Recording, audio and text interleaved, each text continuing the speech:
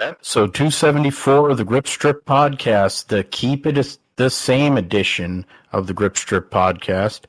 Keep it the same, go and screw up the open.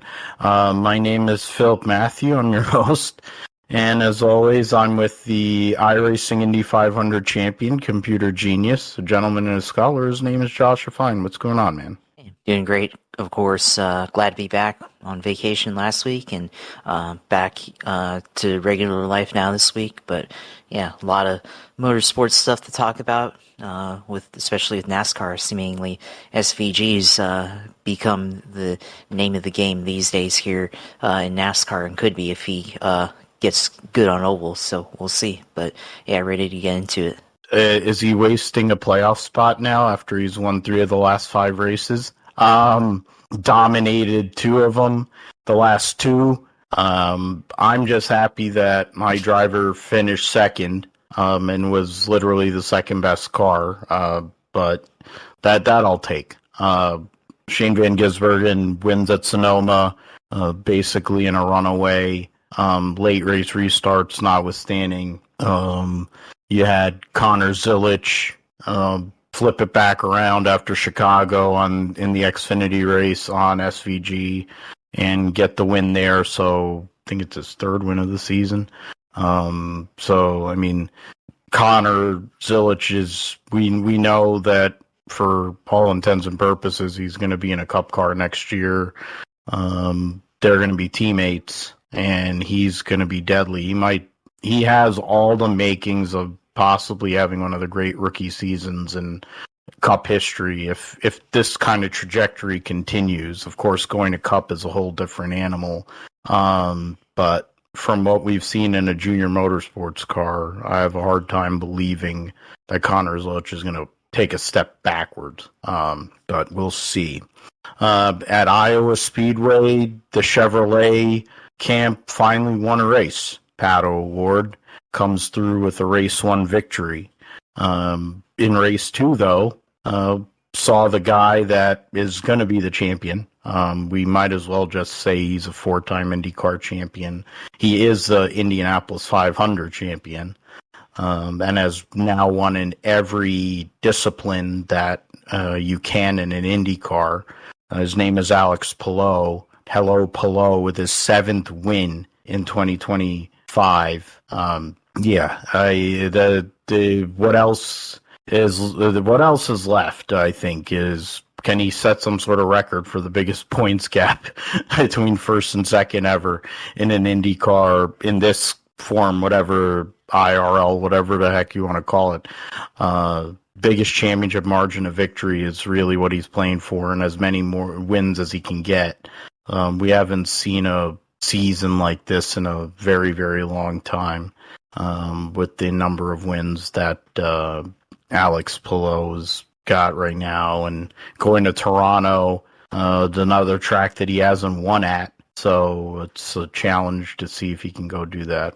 We have F1 news, including Karen Horner getting tossed. You have Valtteri Bottas and Sergio Perez, I think, being the 2 lead drivers to possibly drive for Cadillac, TWG, Andretti, Global, blah, blah, blah. So we'll get into some of that stuff. And Roundup, we'll talk about F1 the movie. Also, Miles Rose win at Iowa. In Indy next. IMSA and Mosport had 3 of the 4 major classes there. Formula E in Berlin, World Superbikes at Donington, Supercars were at Townsville. We will preview Dover for Cup and XFinity. We will also preview Toronto IndyCar.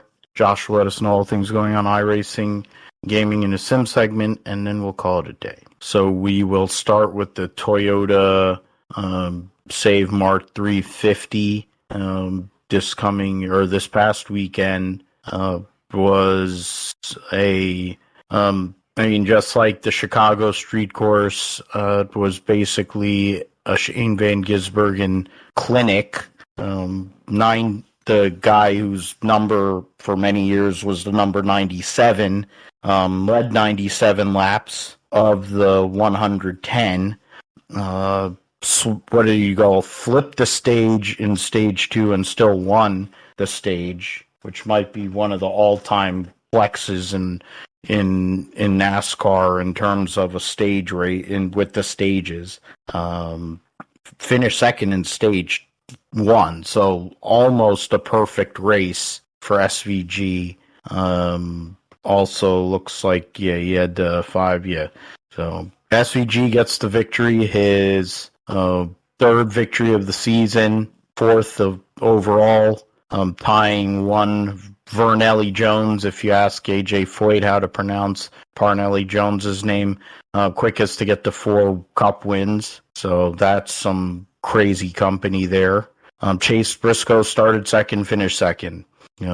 William Clyde Elliott the second, Michael McDowell, Christopher Bell, your top 5. Tyler Reddick, Keebler Gibbs, who tried to hit one of Brad Keselowski's pit crew members with his car, and didn't really seem to have any remorse. Will Byron, Joey Logano, Kyle Busch, your top 10. The Roush Fenway cars finished 11th, 12th, and 16th. Josh Berry actually got a top 15 on a road course. Wow. All but 4 cars finished on the lead lap.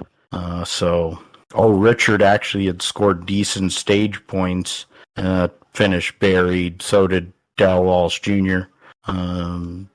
Ty Dillon somehow or another stayed alive in the bracket challenge, along with Keebler Gibbs and Tyler Reddick and then John Hunter beating his teammate Eric Jones by 1 spot, basically tailback there.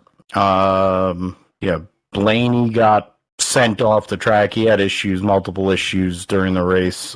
Had a car that could have done way better than that. Larson got the rear clip basically shoved in late in the race. Cody Ware had some issues, nowhere near as bad as Chicago. And Gagson hit the fence with about 11, 12 laps to go. Or I don't know, or I forget what. He only finished 99 laps. I forget when he wrecked. So he did wreck on lap 101. All right.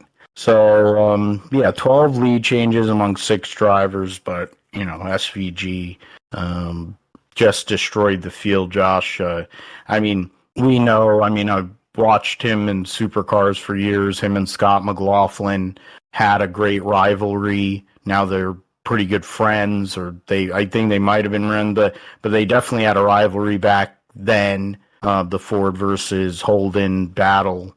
Now SVG is here running NASCAR in the Cup Series in his rookie year, and about 5 weeks ago he had nothing to race for really, and now 5 weeks later he's won 3 races, and if he can fade the racetracks in round 1, he has a better than average shot of finishing in the top 8 in points, which is crazy to think after how his season had started.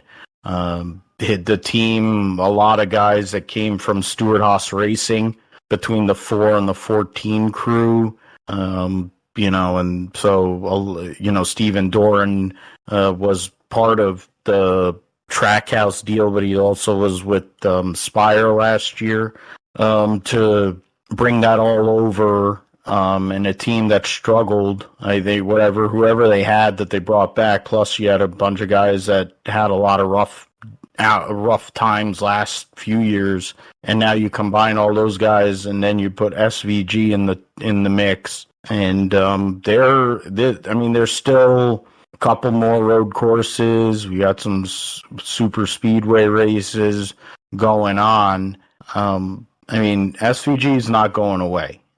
He never has. He's been considered one of the fastest all-around racers in the world. He's proven it in God knows how many vehicles. He proved it when he showed up and beat everybody at Chicago a couple of years ago. but now he's doing it in a full season. Is he going to win the championship? No. But what he's doing is impressive. I mean, you're bringing up the likes of Parnelli Jones and Dan Gurney in terms of legend sphere, but then you also have Jeff Gordon, Jimmy Johnson, Tony Stewart. Those guys are two of those guys are two of the best road racers that Cup has ever seen. And then one of the greatest champions in Jimmy. So that's who he's being compared with. That's like him being compared with, in his heyday in the supercar, V8 supercars, to Lowndes or Scaife or Dick Johnson or, why am I forgetting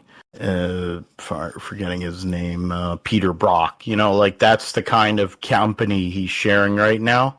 And for a guy who's a rookie, albeit he ain't the kind of rookie that you would think, that's pretty heady company. And you got to take, the people want to hate on it can hate on it. It's fine. But dude is just a contract killer. He always has been. This really shouldn't be as surprising.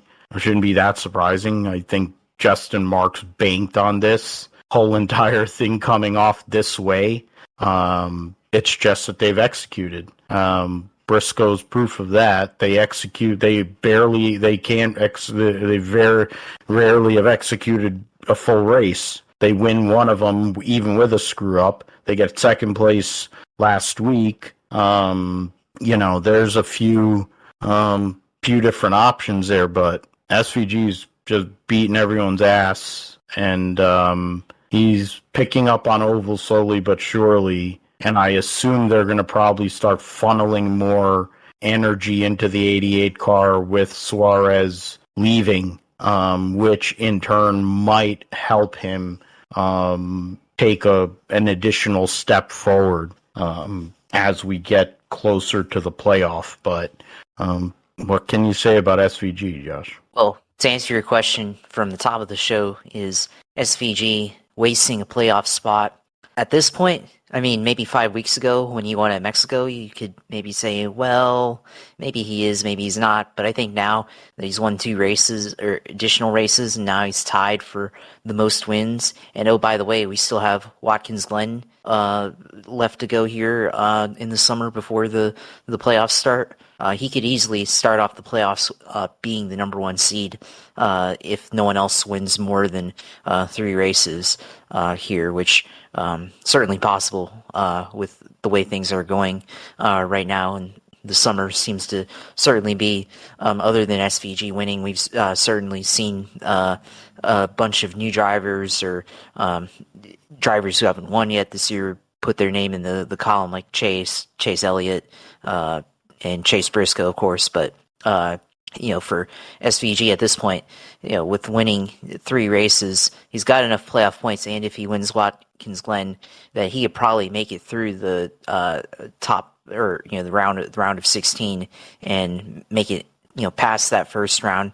And then if he wins the Roval, then he's in the round of 8. If he makes it into the round of 12, wins the Roval, into the round of 8, and then, well, the way I look at it, he performed well or relatively well for, I guess, his standards at the opening clash at Bowman Gray. And if he approaches Martinsville like it's a road course, he could get a good enough finish in there to make it to the championship 4. That's the way that I kind of see it. I don't know if that would happen, but at the very least, like you said, at the very least, it's probably easy bet for, well, I won't say easy, but it's very plausible that you could see him finish at the least in the top 8 of the standings at the end of the season. So, he's continuing to show that there's a reason why he's here in this sport right now. Obviously, he's happier than what he was driving in Supercars with the changes that they made in their last couple of seasons with their car. But yeah, he's just dominated, and if the platform's similar to the V8 supercars, but at the same time, like, okay, well, why aren't any of the other V8 supercar ringers that are coming in, like Will Brown and other drivers, why haven't they come in and run just as well? Well, I mean, I think equivalent is part of that, but it just shows that just how good SVG is at adapting to the next gen car and figuring it out and getting the most out of it on road courses like what we've seen at Mexico City, which of course that was also weather, which kind of goes back to what he was able to do in his first win at Chicago, and then running at Chicago this year, dominating there, and the domination that he put up here, surviving the late restarts, challenges from William Byron, Chase Briscoe, and the like here at Sonoma. So I think, he makes the case for being one of the best road course races, if not the best in NASCAR history. I mean, you mentioned Dan Gurney. I think Dan Gurney still, with the winning percentage that he had, I think makes the case there for that. But and the limited total amount of starts that he just had in general, NASCAR just being a ringer at at Riverside and whatnot. So there's an argument there. Of course, the domination that he had Sunday at Sonoma is very similar to the domination that Jeff Gordon had for many years at that particular track. Remember, 2004 led a crazy amount of laps. And in fact, SVG here this past Sunday led the most laps in a win on a road course since a race at Riverside back in the 70s. I think that was won by, I think they said just Kelly Yarborough. But yeah, definitely shows why he's dominating in road course racing right now. And of course, with the way that we've had 3 out of the last 5 races be road courses, and now people are like, are there too many road courses? And I'm like, well, I don't know if there's too many, but certainly the way that they're scheduled currently, I think maybe there's could spread it out so that it just doesn't seem like there's the same guy winning every week. But I mean, even so, like, even if they spread them out throughout the year, well, every time we go to one, well, okay, SVG is the guy at that particular track. So yeah, we'll see, I guess, next year as they figure out the road courses that are going to be on the schedule. But I think at the very least, SVG, as long as he can figure out ovals, it's going to be interesting to watch. So I think there's reason why people are praising him and showing how great he is, and he's continuing to back up those claims. Yeah, and I mean, when it comes to trying to compete, for a championship or compete in this playoff, it's something where, as a rookie, making the playoff is I think a victory in itself. I mean, for somebody of SVG's caliber, of course you want more. I mean, I think the comparison would be what Suarez did last year, and I think he went around. Either he got eliminated or he went around. I can't remember off the top of my head, but that was after that, win, the 3-wide photo finish at Atlanta, which was the second race of the year for a win. So it's like he's won 3 races. The only other real history for Trackhouse is Chastain doing the Hail Melon and finishing second in points. Yes, he's made playoffs since, but that's what everybody remembers Trackhouse for. If SVG can get through round 1, then he definitely has an opportunity, like Josh said, to go and make a deep run. I don't think he would advance past the round of 8. But who knows? Stranger things have happened. He's accumulating a lot of playoff points, and that is a big deal. It can save you from imminent death in terms of your playoff opportunities.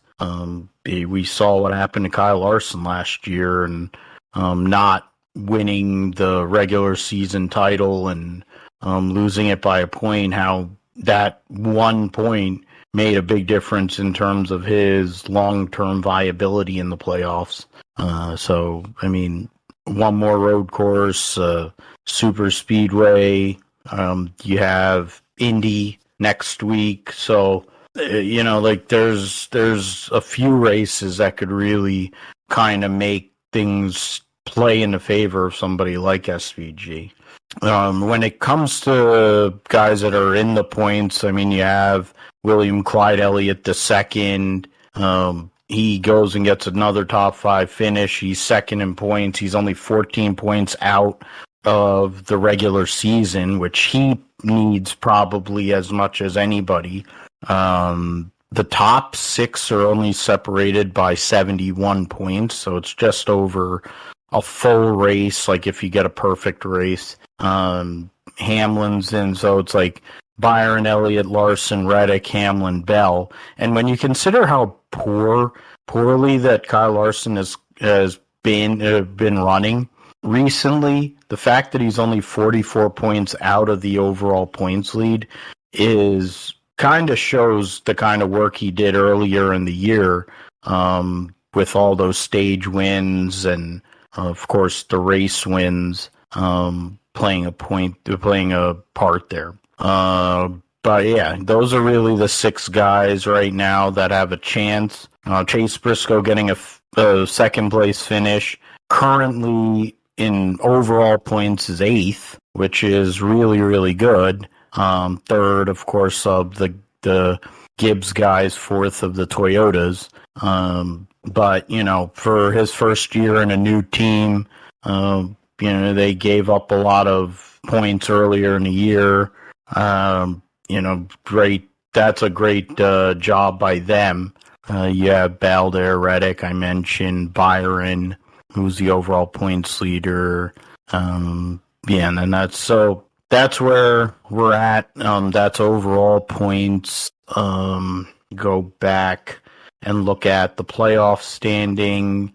You have SVG right now. If you look at of all the drivers with 3 wins, he's 230 points behind. That is something. 230 points behind Christopher Bell. Wow. Okay. But still, won 3 races, 17 playoff points. He's got the 3rd most playoff points of anybody at the moment. So it'll be a reset come whatever, I guess, Darlington. And so he'll have an opportunity along with everybody else that's able to go and get in there. Currently, the cutoff, Chris Buescher's plus 34, Bowman plus 32, Bubba plus 3 over Ryan Preece, Kyle Busch minus 37, AJ Allmendinger minus 50, and Keepler Gibbs minus 60 in 20th. 17th overall, but 20th in the playoff standings. All right, let's move to the Xfinity side. Pit Boss Food Max 250 at Sonoma. And we had Connor Zilisch get his... How does it say he only has 2 wins? And is it his 3rd win of the season? Because he won at... Yeah, so that's a misprint on... Coda. On the website. Yeah, they're... Coda, Pocono, and at Sonoma, he's been close in a couple other races too, but he has 3 wins now, yeah. So it's his 3rd win of the season. Just a great result for him. Beating SVG, heads up, led the most laps, and didn't win a stage, but he didn't need to. Put himself in position, ran up front all day, and his 3rd win of the season as well. 2024, or 25. SVG was 2nd after qualifying on pole. William Sawalich won the ARCA West race and then actually ran top 5 all day, or 10, and actually came through. Nick Sanchez started 23rd, finished 4th, so credit to him and the 48 team for Scott Borchetta. Riley Herbst finished 5th. Allgaier, Gray, Carson Kvapil, Sammy Smith, Sheldon Creed. Those 3 guys were battling for points, stage points. You had Austin Green finished 11th in front of Hank Hill, Bruckshot Jones. You had Sam Ayer won stage 1, Blaine Perkins 19th, Ryan Sieg scored a couple of points in the stages and then was buried along with Christian Eckes there. Chris Wong in what looks like, at least for now, will be his last Xfinity race for a period of time, finished in 29th position. Jesse Love had a rear gear failure and fell out. Alex Labea suspension issue and Sage Karam transmission issues. Those are 3 cars that were out. But Connor Zilisch, we mentioned him earlier, Josh, and he's the next big thing. He's like what Joey Logano was 10 years ago, or 15, 16, 17 years ago, whatever it was. The next big thing in the sport. And but the difference here is he's made his name driving all different types of cars and road racing, and he's learning stock cars as he goes along at 18 years old. And he's doing pretty damn well. Junior Motorsports is the best team in the series by far, and guys like Connor are the beneficiaries of that.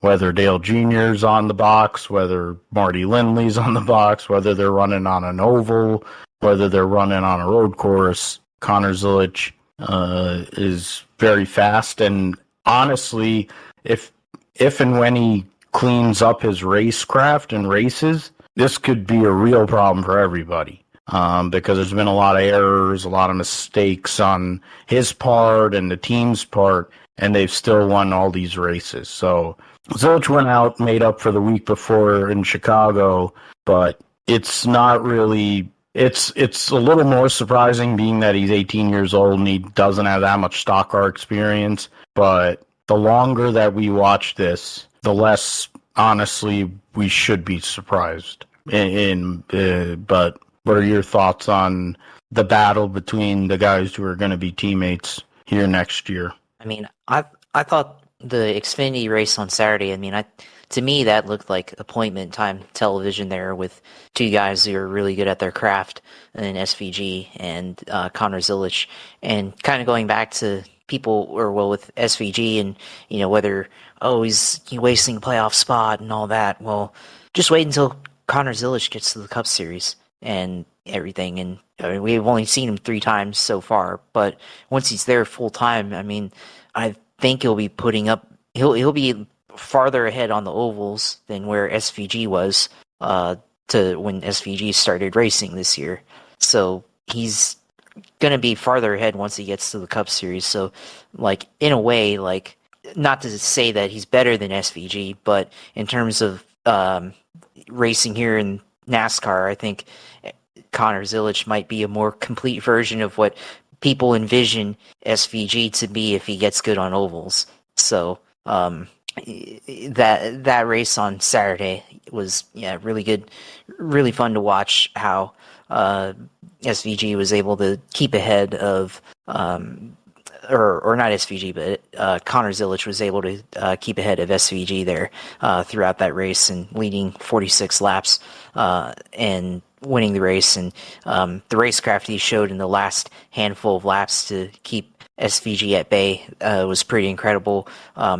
Taking a very shallow line into turn 11 on the last lap there to make sure that SVG had to take the outside and be at a disadvantage and not be able to overtake him there before the finish there. That was great racecraft. Shallow line into turn 7, and which SVG kind of bumped him there, but he's not going to go clean him out there like some other guy would in the Xfinity Series or in the Cup Series. So credit to SVG there for racing him rough, but also racing him clean. The previous week he kind of shut the door on him, and Zilisch, people ask Zilisch, well, was that dirty or not? But Zilisch, thought it was clean. So just 2 guys that are really good at their craft, racing each other, pretty hard, but pretty cleanly, I think, overall. So it was, pretty interesting to see that play out. And he does. I mean, there has been points throughout the season where the racecraft has had an issue. Go back to Mexico City, he probably could have won that race, in my opinion. probably could have won there. Coda, for a while we weren't sure if he was going to win that race, but he ended up coming back and winning that. So, for me, he's showing that he's having a really good rookie year here in the Xfinity Series, and easily could be a championship threat. As long as things go his way. So, I think you have to kind of envision him as probably one of the guys that could be in the final four here for the Xfinity Series. I think, at least to the round of 8, but definitely with where he's at on ovals right now, I think he's probably a guy you have to look out for here in the championship 4 here at the end of the year. But just a really excellent run race by him on Saturday there versus SVG. And it's weird, and we still don't know what the true potential is. That's the whole point. Marty Lindley is probably the best person they could have put with Connor, because he's a racer, a legend, a champion driver, and now he's the crew chief, and he's basically the calming influence there. Curious to see if they try to convince him to move up with them to Cup. Might be an interesting thing if they're able to do that. The points will go to the current standing, the playoff standing.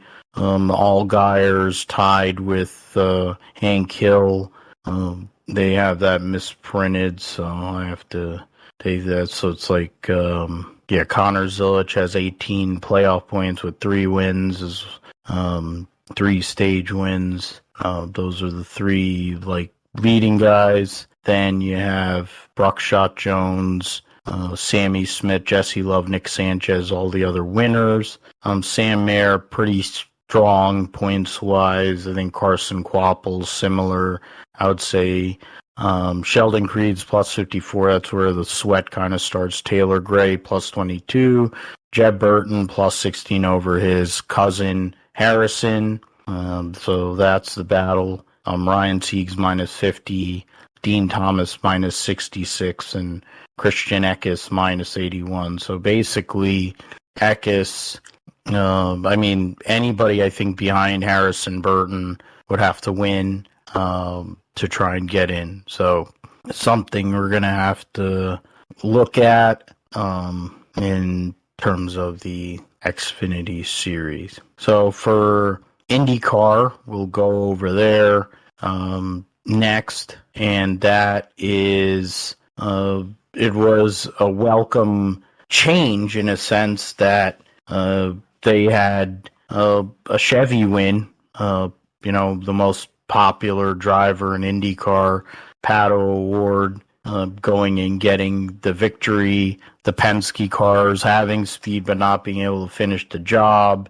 So there's what is it now? There's 5 races to go in the season. That's crazy to think. There's after this weekend, there was actually 7 races. Yeah, so with this coming weekend's race in Toronto, there will only be 5 races left. So, the results of the doubleheader they ran during the day was not promoted well. And there was nobody there basically, so it was really got awful. Pato O'Ward led 33 laps, ends up with the victory. Newgarden had led 232 of the races, 275 laps, finished second.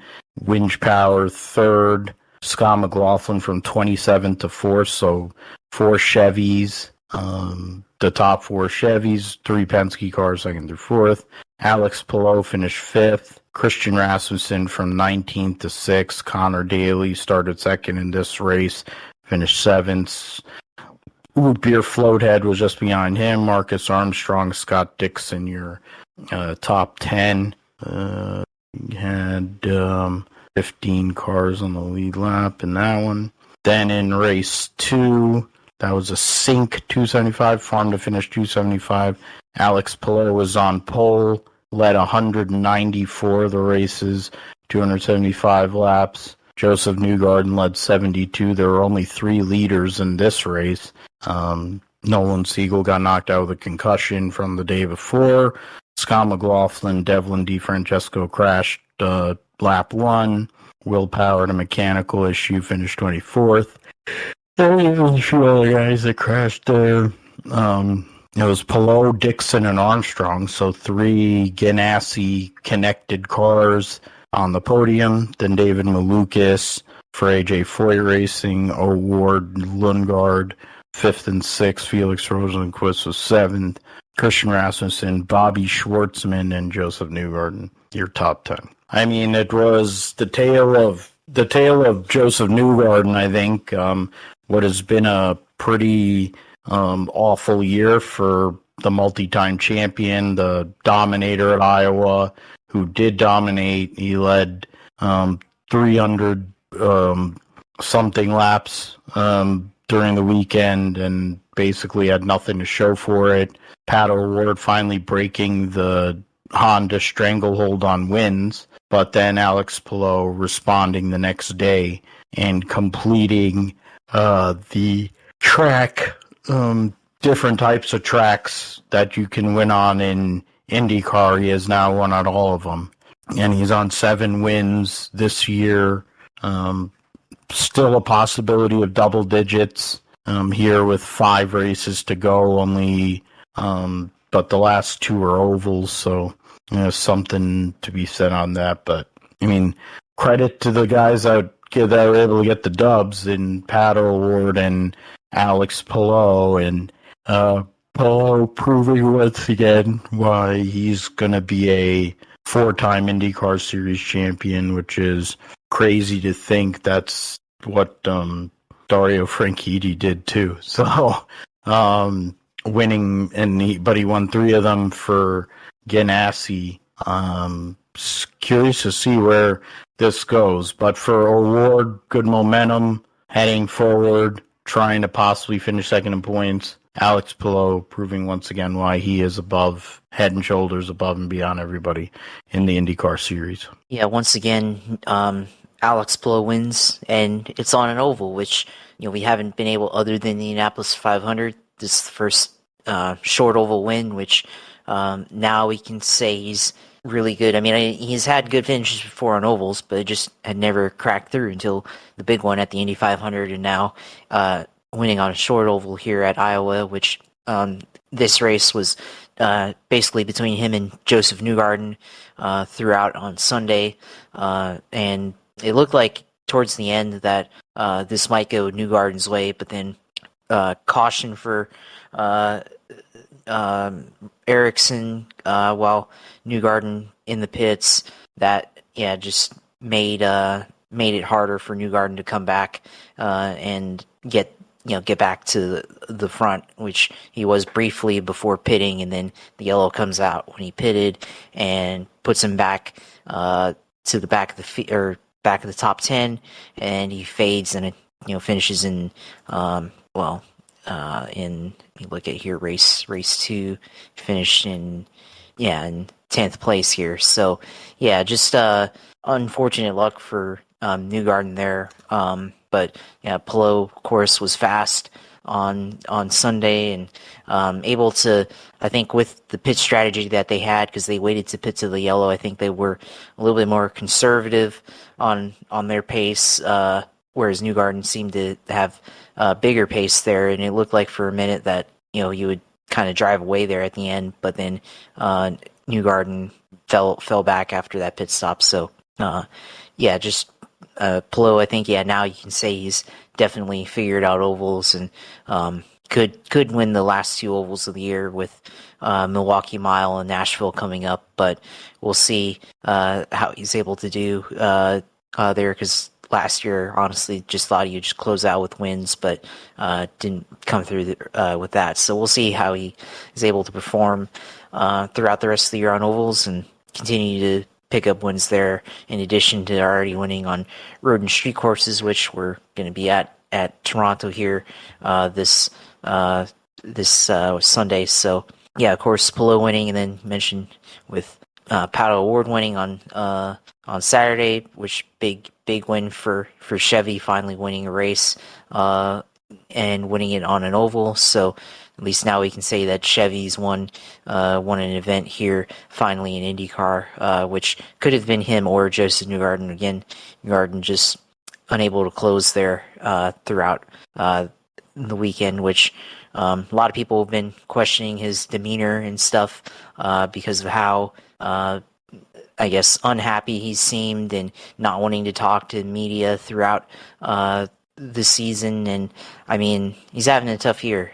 Don't know what else he can say there. And of course, the issues that Team Penske has had the last couple of years with bending the rules and getting caught at the Indianapolis 500 and having to fire key personnel like Tim Cindric, I think it's definitely had an effect on the organization, but it may have had quite an effect on Josef Newgarden, the way that his season has gone. So, yeah, I don't know what else you can say about Newgarden, but you're just going to have to continue to pull up the bootstraps and try again next week, which don't know how well he can do on a street course at this point in the season. But, there's still 2 ovals left here at the end of the year, like I said earlier, so maybe he could be a threat, especially his last race of the season at his home track in Nashville. So still potential there for Newgarden to have a little bit of a bright spot on the season if if there's a possibility there. So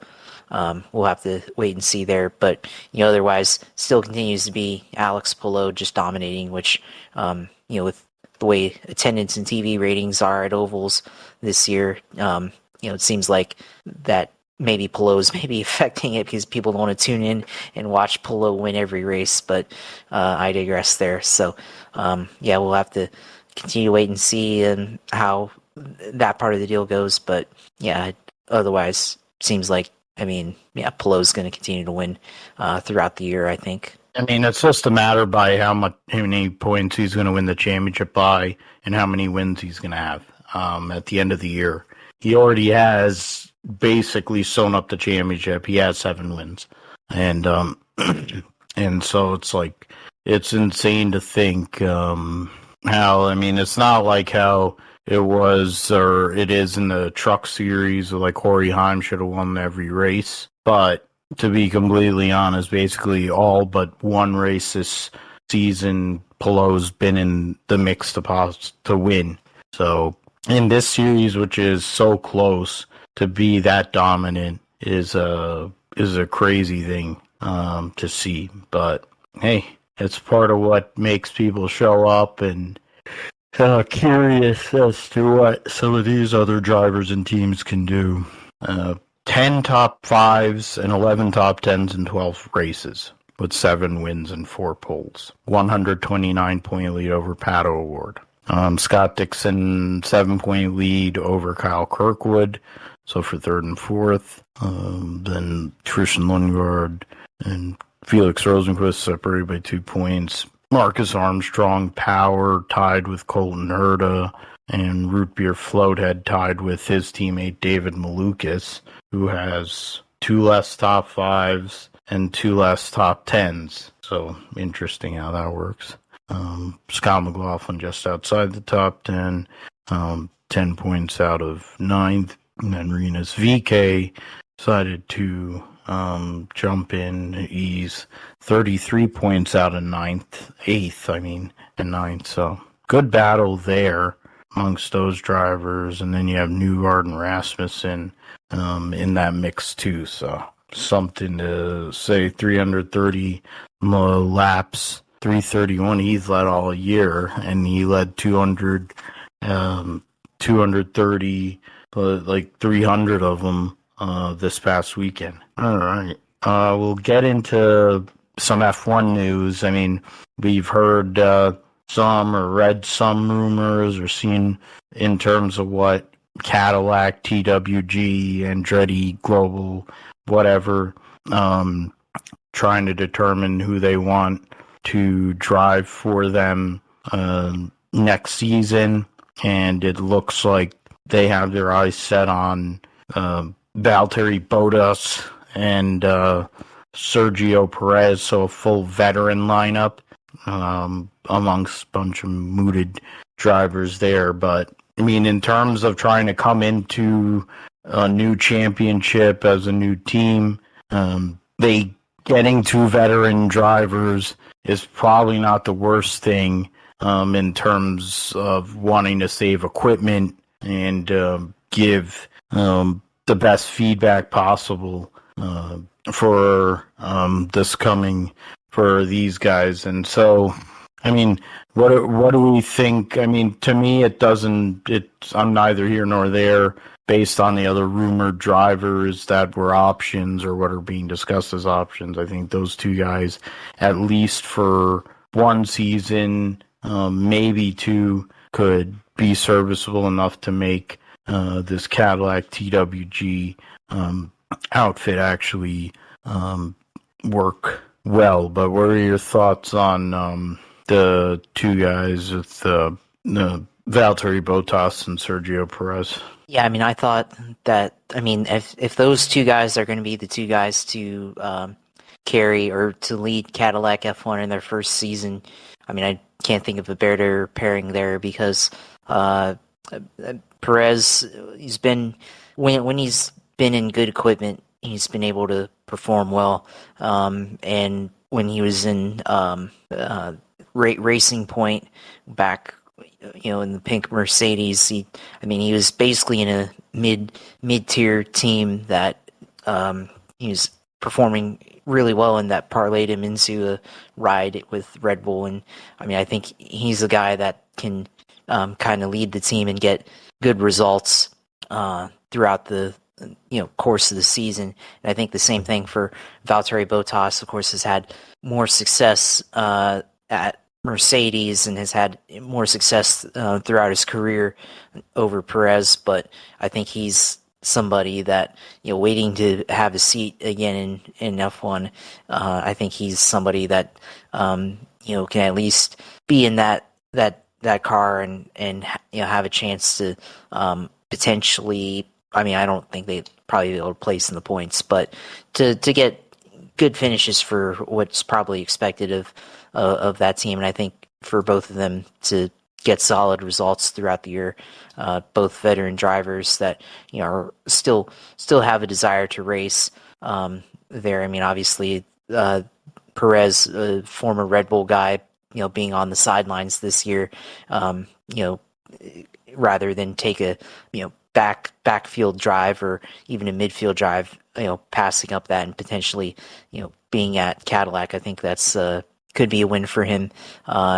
Probably close out his career more than likely, given his age. So, I think for them, both of them, I think, a year or two or even 3 years, both of them to kind of build that team up as, Cadillac gets their entry into the sport. And then, I guess, as they enter the sport also as a engine supplier, I think you need two veteran guys who have a lot of experience and are capable of delivering results that show both their potential as a team and what they're capable of as a driver. And there's other pieces to be looked at, but the driver lineup, you want something stable that can keep the cars clean, bring them back in one piece to get the data, but then also have a car to race with the following week. So can't really go wrong if they do that with those two guys. The other major news while we were away was Karen Horner getting banned. Wait a minute. It was Karen Horner getting fired on Monday. What was it? A couple of days ago, or a few days ago, and people, including both Josh and I, thought that it was a joke, but in the end, it wasn't. And after 21 years of running that team, Horner is out. There's rumors that it was a power struggle with fish lips and his dad. Could be any number of things, but Karen Horner getting let go, Josh, is pretty crazy with all the things that are going on at Red Bull at the moment. What's upcoming for 2026? Yeah, for me, it's very shocking to hear. obviously I thought it was fake, like you said. Looking at it on the official F1 Instagram page, Christian Horner fired from or released from Red Bull with immediate effect, and I'm like, what? That can't be true. And then you go and Google Christian Horner, and all the pages say he's been released, and then you see the video of him giving his farewell speech to the team, and it was pretty emotional for him. But yeah, I mean, it's pretty significant, of course. I mean, look at him in his career, brought Red Bull from the back to being a dominant force here in the last couple of years in F1, and having multiple titles throughout his career, and having multiple constructors titles throughout his career. I mean, the accomplishments that he's made, I mean, you can't argue that he's had quite a run at Red Bull. But like you said, power struggle with Verstappen and his camp, of course, it seemed like, which Max has not been happy with the car this year, and the rumors of the exit clause being triggered if he's below third in points by the Belgium Grand Prix were in rumor to be happening when they confirmed that clause does exist in his contract that could let him out of his contract at Red Bull. And then, of course, the talk of him joining Mercedes potentially on there as well. So lots of pressure from Verstappen's camp. And, of course, with multiple personnel leaving Red Bull in the last couple of seasons, including Adrian Newey, the car designer who helped design some of the most dominant Red Bull cars that we've seen in this era. Now going to Aston Martin, and a couple of other key engineers that have gone on to McLaren and other organizations, and Christian Horner is the only one left. Well, as the cars continue to race poorly, and you have the second car being in and out of drivers, with Yuki Tsunoda being the latest guy in it, but also replacing Lawson at the beginning of the year.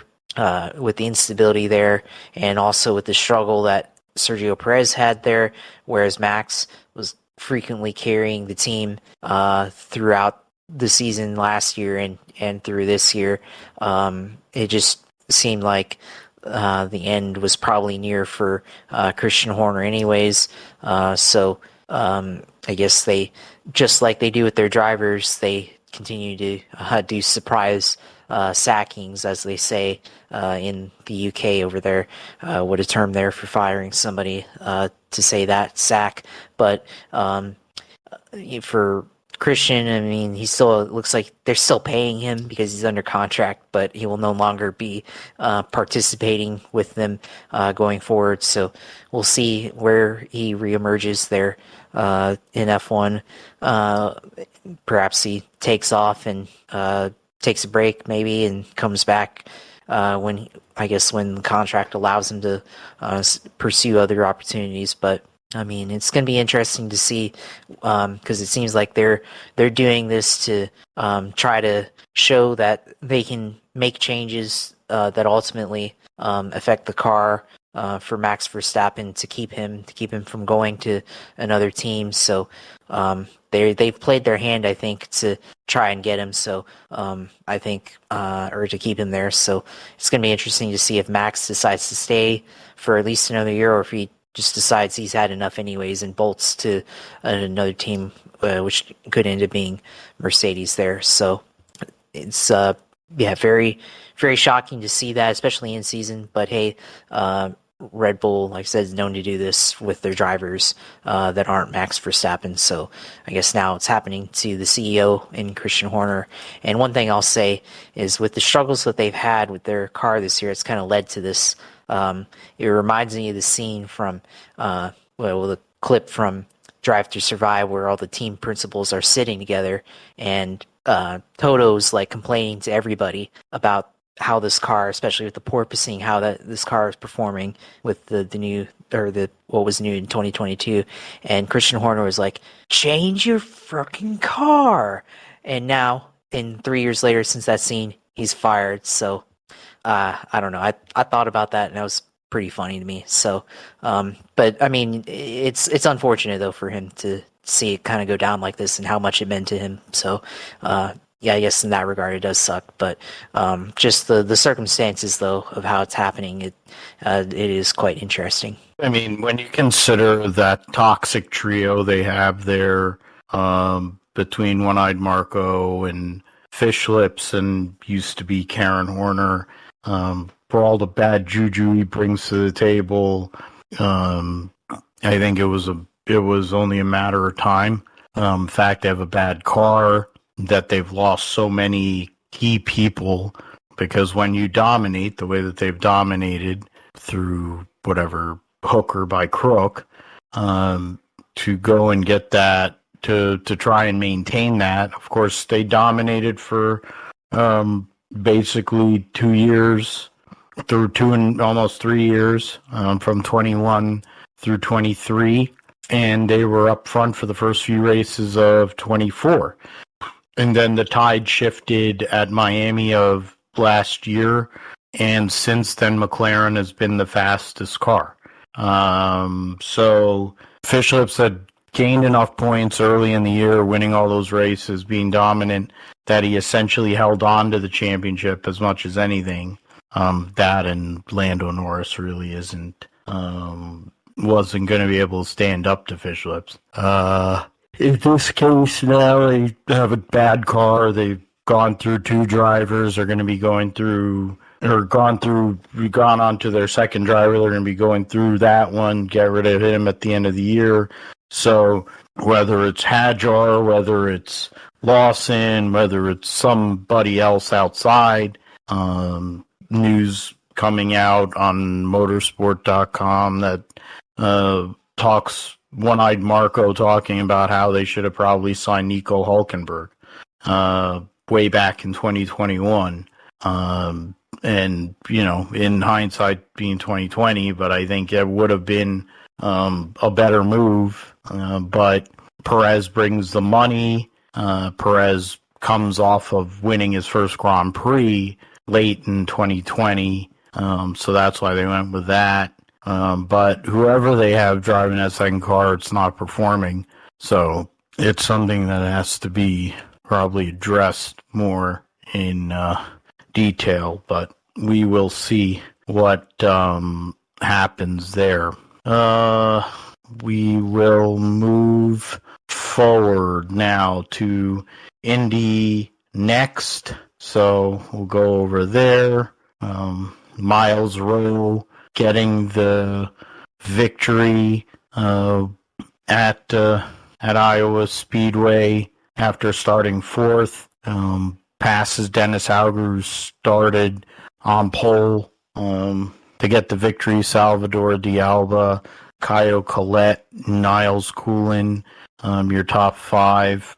Josh Pearson was 11th. Juan Manuel Correa 12th. Jack William Miller 14th. Davey Hamilton Jr. 15th. Lockie Hughes. And so then the standings right now, Dennis Auger 76-point lead on Lockie Hughes. Caio Collet 3rd, minus 94.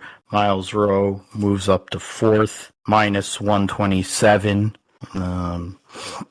20, it was a 20, I think so 30, a 29-point lead on Salvador D'Alba, and then Pearson was 6th. Hauger's going to win this championship because we've got 5 wins so far in 9 races, 6 poles, 8 top 5s, 9 top 10s. So, guy is locked the same way as Alex Palou, and they'll have a doubleheader at Laguna a couple weeks' time. Got the, go and move that. That is, okay. Move that over. Okay. IMSA at Mosport saw the AO Racing team go and get the overall victory. So Dane Cameron going out there, getting the overall win. Big deal for them. That organization. There was late race issues that affected the final result in what Chevy Grand Prix. So there was PJI at Dane Cameron, the winners, over Dan Goldberg, Tom Bloomquist, Gar Robinson, Felipe Fraga, who ended up benefiting from a penalty assessed to get on the podium. Yeah, so that is GT Pro Dragon Speed with Albert Costa and Alto. The winners over the Corvette Pratt Miller, number 4 of Tom Milner, and Nicky Katzberg, and then Warren Heinrich, Klaus Bachler for AO Racing. Third in GT Pro. Then in GTD was Wayne Taylor Racing Lambo with Formal and Hinman over the Windward Racing Mercedes Russell Ward Philip Ellis, and the Vassar Sullivan Lexus of Jack Hawksworth, Parker Thompson, Robert Wickens, hometown hero, and Alec Udell driving the DX-DT Corvette, finished 23rd overall. So that is that for Chevy Grand Prix. Go and move forward in terms of the schedule. There's not that many races left in the season. The WeatherTech Sports Car Series has a Chevy Grand Prix, and then trying to so the next race will be Road America, and then after that, trying to see schedule, but not okay. There you go. So after the Road America weekend, which will be a full, I think, full field, they'll have a GT only event at VIR. Then the battle at the bricks, or battle on the bricks for an enduro, and then Petit Le Mans to round out the season. Formula E in Berlin. Gonna get through that. Roland produces world champion. So Oliver Roland goes and wins the world championship. Credit to him in the process there. So in round 13, the first of 2 races, Mitch Evans wins from pole over Pascal Wehrlein, who had the fastest lap, and Eduardo Mortara third, Taylor Barnard fourth, Nick Cassidy fifth.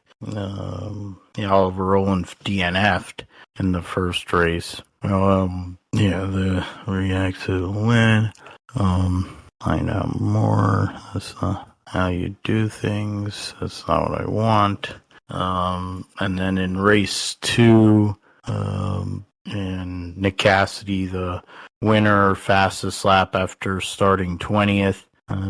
Jake Dennis, Sean Eric Verne, Oliver Rowland finished 4th. So the standings, Oliver Rowland has an insurmountable lead. The 2 races to go. Pascal Wehrlein, valiant effort to try and defend his title, but the 4 wins and then 3 second place finishes in a span of 4 in 8 rounds was basically what did everyone in, because he's only scored 23 points in the last 5 rounds. There's the London E-Prix coming up to finish the year. Still a relatively close battle behind Wehrlein. 9 points separate Taylor Barnard and Antonio Felix da Costa and Nick Cassidy. You have Jev and Tictum and Mortara, all concertina together, along with Gunther and Dennis. to round out the top 10. NHRA is also going, so let's see where, do I have that? No, I don't. The NHRA is out for the now abbreviated Western Swing, which is only 2 weeks. Seattle and Sonoma. The standings, Tony Stewart has a 52-point lead on Sean Langdon, Top Fuel, and 77 on Justin Ashley. In Funny Car, Austin Prock is under 27-point lead on Jack Beckman, and then nearly 200 on Paul Lee and everybody back. Greg Anderson, 50-point lead on Dallas Glenn. That's the thing right there. And Gage Herrera has a 96-point lead. And and then Richard Gadsden, who recently won his first race, is third. Get off of that, then go to World Superbikes. So in the results,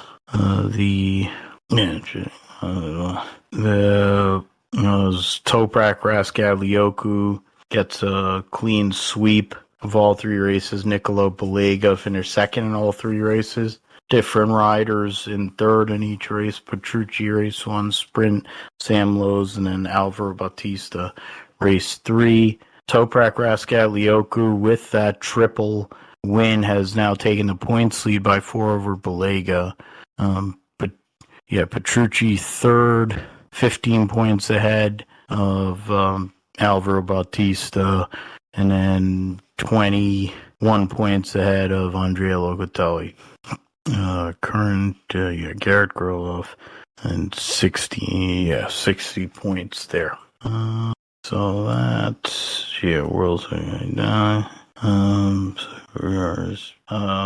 so we'll throw to Supercars Townsville, Repco Supercars Championships, the season results. You have the Brody Kostecki won race 1, and Brock Feeney won race 2 and 3. And then even with that setback for Feeney, he's got 408, 1. Brock Feeney with 10 wins, Cam Otter second, Matt Payne third, Will Brown, Chaz Monster, your top 5. And those are the ones that are actually in contention. Josh, I'll let you throw in on the movie. Josh, I'll let you talk about your thoughts on the movie briefly before I give mine. Yeah, I mean, for me, the F1 the movie, I mean, I thought it was pretty good. Saw it the day that it came out, June 27, in IMAX. So a lot of good visuals. Audio was great. The audio, excellent quality throughout the movie. For me, I thought it was great to see IMSA. I think he probably is going to do more for IMSA than for F1, honestly, because and the Rolex 24 in that movie, which last year saw that saw that at Daytona, but of course was there at Daytona when they had the movie car competing, Chip Hart Racing competing there in the Rolex 24 as a part of Wright Motorsport there. So that was pretty cool to see there last year. And of course, Brad Pitt at the racetrack, which last year he was there filming scenes for. The walkout scene of him walking out onto the track was pretty cool to see of him at Daytona. But the rest of the movie, of course, the storyline, I mean, I think it's kind of like what Top Gun was for for the military, for planes, that it's really about showing off the racing scenes and the technology and stuff. The story, I'm not sure how good the story was, but because there were parts that you're like, well, this would never happen in an F1 race. But I think the goal of the story was for casual people to get involved and see it and get interested in F1 and to provide something that was at least entertaining enough for racing fans to at least enjoy there. Which I still enjoyed it, but there's definitely some parts with the way that they employed the strategy for Apex F1 to try to score points and finish races with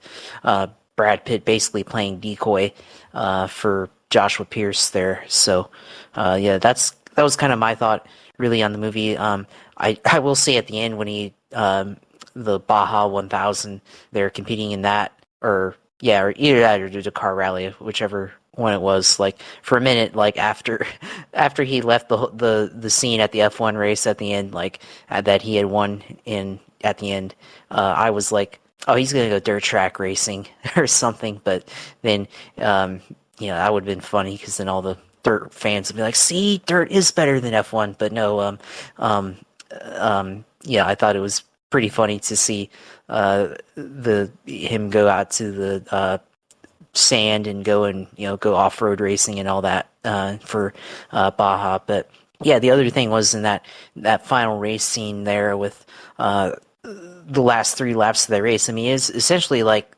a movie form kind of the final race of 2021 with Max versus Lewis there, but they dramatized it, of course, because very similar ending there with the safety car / red flag in the movie and safety car in real life that put Max Verstappen in a position to pass Lewis Hamilton there on the last lap, and something kind of similar in the movie there happened there with I guess the movie car Lewis Hamilton. They're getting passed there eventually by Sonny or by Joshua Pierce, and then Sonny Hayes there at the end taking the win there. So that was kind of interesting to see, which of course Lewis was a producer of this movie, and we know how much that 2021 event impacted him as a driver in that off season, because he basically just went to the off season and talked to no one, and we had no idea if he was ever coming back. So to see kind of a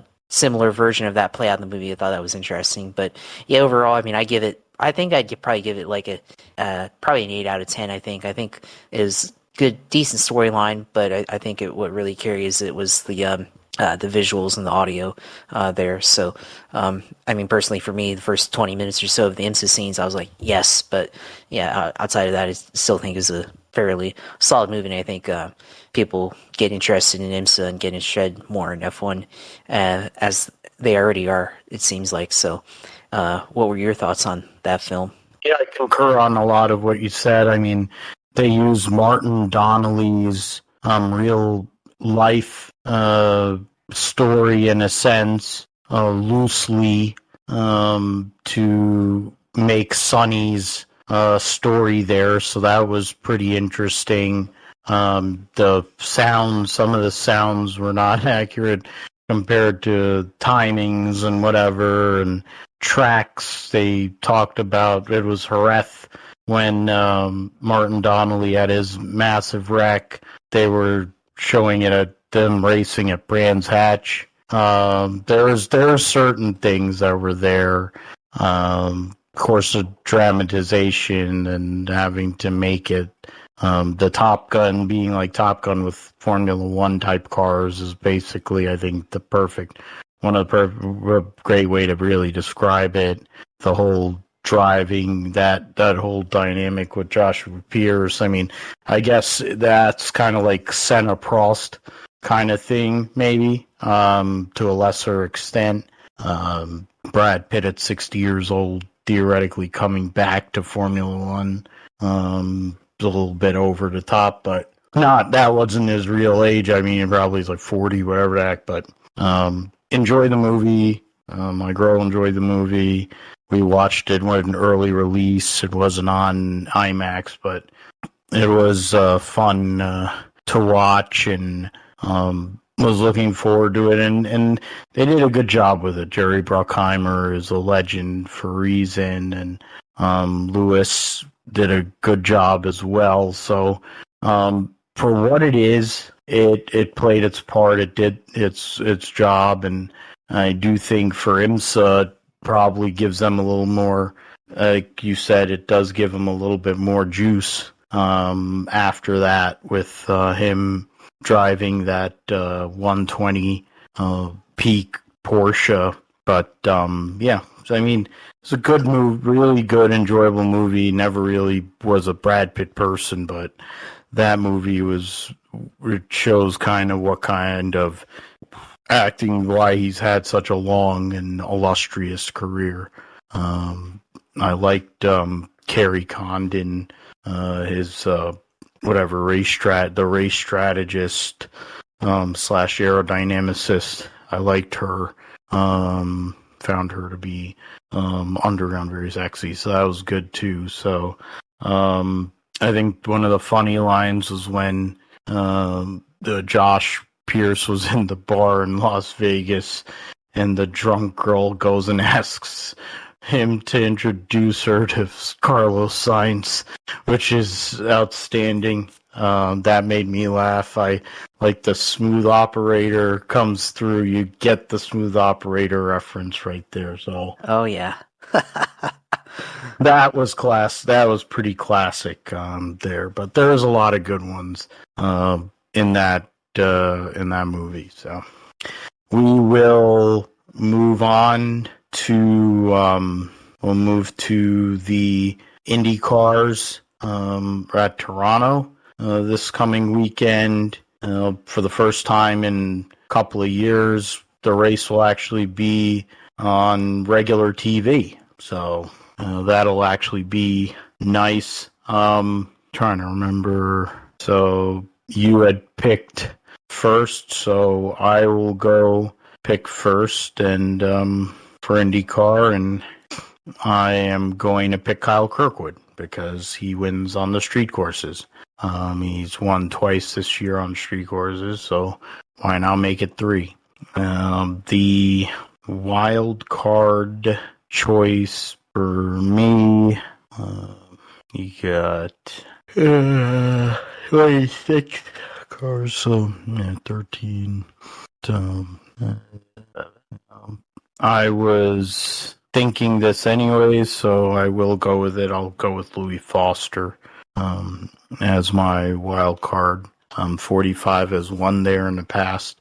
Christian Lundgaard, and to be fair to Louis Foster, he did qualify on Polo Road America as well, so does have some semblance of pace. What say you, Josh? Well, if you're going to go Kyle Kirkwood, then I will wave here at the camera and say Hello Palou, who won the first street course race here this year at St. Petersburg. So this is actually the last street course race for the season.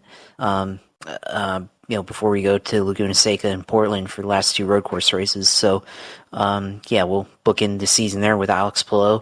And then my wild card will be Kiffin Simpson here, who's actually performed well in the last street course race, finishing 5th at Detroit. So see if he can put up another potentially top 5 finish here in IndyCar this weekend. So, yeah, those are my 2 picks. NASCAR picks and all 4 drivers, Honda drivers. So curious to see how that'll all pan out at the streets of Toronto. The next thing is Cup and XFinity. So the Bet Rivers 240 drivers, 2 of them missed the race. You have Jake Finch driving for Hendrick, making his Xfinity debut. You have Rajah Caruth driving the 32 for Jordan Anderson. You have LeVar Scott driving for Alpha Prime. Ryan Truex, Dover specialist, driving for Sam Hunt. Josh, you get first dibs on that one. Who do you go and move out of the line? Yeah, so who do you see for the Xfinity series this weekend? You know what? I'm going to go with the interesting one here. And, we talked about, and I'll preview this by saying, we talked about Connor Zilisch a lot this year. And at the beginning of the year, we said there's 2 junior motorsports drivers who could very well be a part of the championship fight. And Carson Kvapil it's been competitive this year, but hasn't won yet this year. And last year at Dover, started 26th, finished second, led 14 laps. I think had a shot there to win. So I'm going to pick him to win this weekend. Carson Kvapil to win this weekend here in the Xfinity Series race at Dover. So got him, and then I think wild card pick. Let's go with Fast Pasta here, Anthony Alfredo. Let's see what he can do this weekend. For me, I will go with Justin Allgaier to win. Great on concrete, leading the points. And then my wild card will be Ryan Truex, because he runs limited races. He's not running a full calendar, so it's kind of a hedge if he was running full time, but just as much a hedge about what he can do, leading up to and on race day itself. All right, so Cup at Dover. It's their one race a year. It'll be super hot outside. 37 for 40, so only JJ Ilya is an open for now. The lawsuit between 2311 FRM versus NASCAR was preliminary dismissed, but so Echo Park on 400. There's Moose, the Auto Trader, Brez Tree. The pick for me this weekend, I will go with I'll say it. It's been a while, but I say that Kyle Larson gets off the whatever his slump and gets a victory on Sunday for the first time in a while.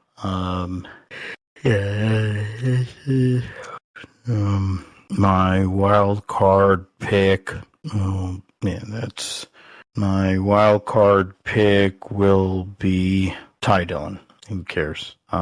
He's been running hot, so try to go and ride her out.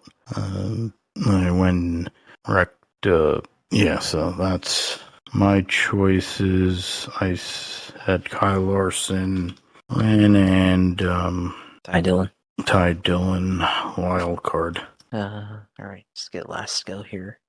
I guess for me, I'll go with Denny Hamlin, Concrete Monster. Go here and win at Dover, and then my wild card. Go with Michael McDowell as a wild card here this weekend. So that's who I'll pick. So we'll see how that one goes. But can't argue with Kyle or Denny here at this racetrack. I think both of those are solid picks, and I think the temperatures this weekend will probably assist in that as well, making the track pretty slick, which will be something you want to watch with the handling and everything. Josh, let us know what's going on in the world of iRacing gaming. It's time for the sim segment. Yep. Well, for me, so last sim racing event that I participated in before vacation was the Firecracker 400 at Daytona in the old 87 car, the old Daytona Legacy Daytona, whatever you want to call it there, which the one that I ran, I was actually very, very competitive in. Had to survive all the crashing throughout the first part of the race. I mean, there was a ton of cautions throughout that, which, pretty excessive with the amount. I'll pull up the results here so I can kind of read from that. But the amount of yellows here in this race, it was like every other lap was a yellow. We had 18 cautions for 54 laps here. It was so bad. This is third split in the Open Series Firecracker 400 on July 2nd. That would have been a Wednesday, I think.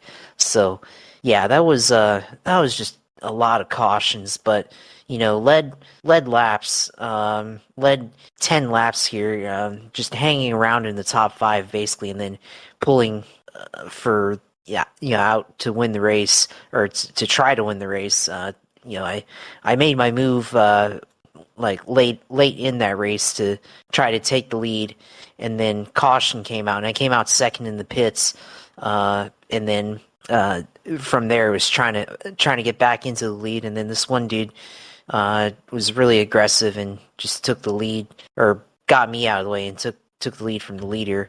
And then a last lap, had a chance pushing the guy in second, trying to get him to the outside of the leader. The leader goes, well, on the backstretch, they're side by side, and I have a run, and then I decide I'm just going to shoot to the inside to try to take the lead there on the last lap, to go 3 wide below the yellow line, because that was legal in 1987, in my opinion. So I tried to do that, but the guy as the leader went and blocked me and put me in the grass, and then I spun out and hit the wall, driving through the grass and losing control and spinning and hitting the wall. So I was not happy about that. But then going into turn 3, the leader and the guy in second pinching him down in the corner, he gets loose and spins out to the second place guy that I probably should have pushed out there, won the race. So that's about as close as a win I've had in a while on ovals and iRacing. So been in a bit of a dry spell there lately, which I don't know what it is, but I had a chance there at the end, and all you had to do is just survive and stuff. And honestly, I was racing pretty conservatively, because I forgot to change the qualifying setup in the car, and then that left me, I thought, with max tape. But apparently I must have had a different setup, or maybe I did and I forgot. But I thought the engine would blow 30 minutes into that thing, 30 laps in the thing, because the engine, I thought I forgot to change the setup, because I was something happened to my graphics settings, and I lost like 2 of my monitors, so I could only compete on 1 monitor, so I wasn't even able to stream and everything. So because I meant to stream it, as I usually stream special events, so ended up having a bit of an issue there with the field of view there as well, because it adjusted it back to one screen, so I had to do that. So I was in a bit of a pickle there for like the first 30 laps or so of that, and then worrying about if I was going to blow up, because I thought I was on the qualifying setup, but I did have to make a spoiler adjustment there for extra downforce there to try to give more stability, because I wanted to have a little bit more grip as the tire wear set in. But we never even really had that many of a long run throughout the race. I mean, the second half kind of did, but just as it was getting good, there would be something that would happen. So I think next year, if they do the Firecracker 400, they're probably going to do it on the Gen 4 car, so it'll be like a pack race from the mid 2000s, which is fine. But I mean, the Firecracker 400 as it is, with 87s, I mean, it's the way to go. But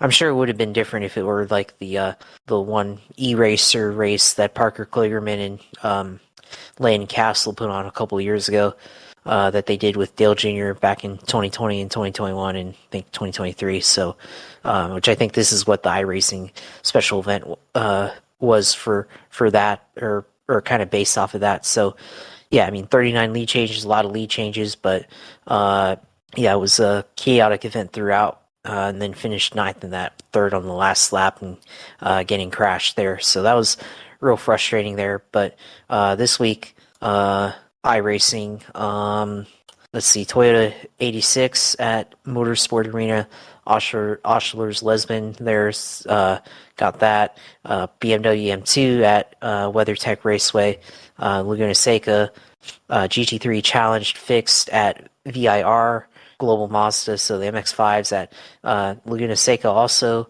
Got the TCR Challenge at Summit Point Raceway as well, so that might be one to hit up. Oval race, I guess, Dover for the Cup Series and Xfinity Series. Gen 4s at Pocono. Trucks at Worldwide Technology Raceway Gateway. IndyCar, let's see what do they have IndyCar this week. IndyCar is at Kansas Speedway this week on the Oval Fixed Series, and then the Road Fixed Series and Open Series is at Circuit Gil Villeneuve this week. So a little bit of a Canadian GP with the Dallara IR18 there. And then the 87 car is at Twin Ring Motegi. That's funny. On the Grand Prix circuit, the road course. Wow, that's an interesting selection for the 87 car to be on her. Not even like a classic road course. This is a Twin Ring Motegi road course, which certainly 2.983 mile 14 turn international road course. That's funny. Okay.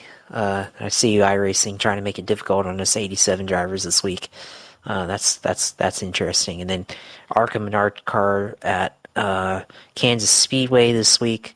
They did, in terms of news, they did have let's see, NASCAR. NASCAR is at Dover for the iRacing Series, IndyCar iRacing Series. Yeah, again at Circuit Gil Villeneuve. The let's see here. What else? They had a special event here. They had the Spa 24-hour race here recently last weekend on iRacing. Didn't really pay attention to that though. I think the next special event might be the Brickyard 400 for ovals, so I'll have to potentially look at that there. So we'll see. I think that's in next weekend or in 2 weeks from now. I have to look at that again. But yeah, that's I think the next big special event on ovals for iRacing there. So yeah, we'll go look at that there. Probably do some iRacing this weekend, of course, or throughout the week. We'll see there. I did actually, I think last night, just hopped in and did the BMW M2 car, which that car is very, at least for me, seemed very twitchy. So in certain parts, like not always, but seemed like this is on Spa, like going through Rouge, that corner there, just you obviously have to get on the brakes uphill, but just seemed very twitchy there as you go over the curb, to get onto the straight there. So that was interesting there, and there was different parts of there where it was a little twitchy. So I don't know if I'll try that car because it just seemed very different from some of their cars that are suited towards like novices on road racing there. So yeah, I think that's it for. Well, not entirely. I did forget about NASCAR 25, which I guess more news on that for here, so we can go look at that very briefly. They had producer interview with the producer for NASCAR 25. It seems like there's some skepticism in this game. Gameplay trailer be late August. Not trying to make iRacing on console. Seems like they'll have pit road animated, so you won't have, like, as soon as you enter pit road, you won't have to drive through it. So that's okay. Full wheel and pedal support for their AI is going to be adjusted and also be similar to what their real life counterparts is. So I think one example they said Kyle Larson, probably AI Kyle Larson, will use the high line at certain racetracks. Drivers run uniquely at every single track. Dale Jr. was heavily involved in the music selection for the game, so that's very interesting. Junior will do podcasts about the game and your driver in career mode, race days in game, everything from a driver's first person perspective, pre-race, qualifying, practice, etc., sitting in the car, being pushed out, etc., updated rules packages, stages, no multiple tire sets, but that's in the long term. Yeah, no multiple tire sets, but that's long term plan for the game. Cars will feel different. ARCA doesn't feel the same as Truck, Xfinity, or Cup. Multiplayer highlights. No local multiplayer, all online. That's a little unfortunate because that was one of my things when I was a kid. Play locally with my little brother, but I mean, maybe not. But league support, no spectators, but that might be a thing in the future. Custom race settings for play now and play online. No car control in the pits or under caution. So take a break whenever there's yellow. So it's not like iPacing there. I guess blocking AR cars, wrecking cars. I don't know. I guess they said there's a lot of work to do everything and catch all the edge cases, I guess, in the game. But interesting. Okay, career mode. Always going to start in ARCA this year. Story mode. Dirt to Daytona type of feel for career. Career mode will let you hire more staff members. R&D able to hire VIP employees that are more effective for less money. No driver changes in silly season in the career mode in year one, but they think they can add it in for for future games. R&D career mode will be as deep or as surface level as you want it to be. Car customization, they'll have a paint booth like some of the older EA Sports games. Release date, they didn't say they have a release date, but they're aiming for late October or late September, early October. No Switch release, apparently, because apparently there was a rumor that it was going to be on Nintendo Switch, but I think it's only going to be on PlayStation and Xbox. There, no definitive answer on a yearly NASCAR game. Maybe PC, I don't know, but no definitive answer on a yearly NASCAR game for this game series, or just being updated a year or two before the next one. So it won't. There's no guarantee of a NASCAR 26, so, but maybe a NASCAR 27 there. So we'll see, because you can't release it in February before the season starts because the game has to be finished and submitted 3 months ahead of time. So obviously they would have to have no lead time for paint schemes and accuracy, driver changes. So yeah, there's a lot of news there for what the game will look like, what will be featured in the game. So looking forward to being able to play in that game once it's released and all that stuff. So that's it for Sim Racing segment this week, now that we've covered NASCAR 25. But yes, you can go on Twitch whenever I do try to stream Twitch TV at USailor2. Go and watch that. Of course, Twitter at JP Huffine, and of course, the YouTube page at Group Share Podcasts on there. So go and catch us on there for all the streams there. So yeah, that's it for me this week. Glad to be back after being on vacation, and glad to be, talking about SVG and all his domination here lately in the last couple of weeks here in NASCAR. SVG, you had Connor Zilisch, you had Alex Palou. Just seemed like one of those weekends, and it's great to be back on the show, even the fatigue and everything. Great, we're able to go and do this after a couple weeks away, so great to bring it back. Glad you had a good time on your trip. I'm looking forward to taking a similar trip. We'll talk about next week, maybe briefly, or a couple weeks from now. You can find us at Grip Strip Podcast or GSP 1428. Twitter's PG Matthew 28, along with Insta and Blue Sky, or PGMGSP 28 is Insta and Blue Sky, and then philipgmatthew.com on WordPress for the blog site. So with that, we'll say goodbye for this week of the Grip Strip Podcast, and we'll be back next week for episode 275. Discuss everything that took place at Dover, Toronto, and everywhere else in the world of racing. We'll discuss and go and give you all the great information that we can give and insights that come with the Grip Strip Podcast. So for Josh, I'm Phil. Take care, everybody, and we'll see you next time.